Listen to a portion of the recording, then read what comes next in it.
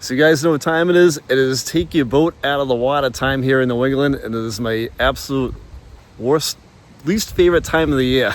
So with that said, I'm going to show you what to do with your battery.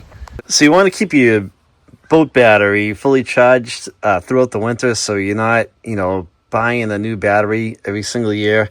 And I just bought a new one this year. I tend to replace mine every 3 years on the boat. I got a pontoon boat now, so it's a little less important than my Bowrider, because if the bilge pump goes out, the battery dies on a Bowrider, and the bilge pump goes out, your boat could sink. But you get a little bit more, it's a little bit easier on a pontoon boat because there's no bilge pump.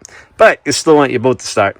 So with that said, I bought this deep cycle trickle charger at Harbor Freight, and it's made for like deep cycle marine batteries. And it'll kick off and on, and it'll keep your battery charged throughout the winter while you're waiting for spring to come.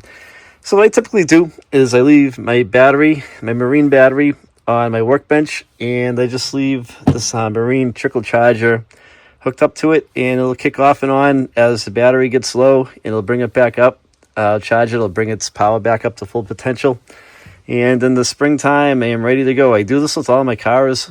I do it, always done it with my boat batteries too, and I've had pretty good luck doing it this way. And just a quick tip for you guys on what to do. These are pretty inexpensive. I forget how much I paid for it, but it wasn't a ton of money. So what I'll do is I'll put a link in the description of this video over to Harbor Freight, and these should be on their website. And just click the link and again, go check it out on Harbor Freight's website. And if you have any questions, drop a comment and I'll reply back to you guys. Don't forget to sub the channel and like the video if you liked it. Take it easy. Thanks for watching.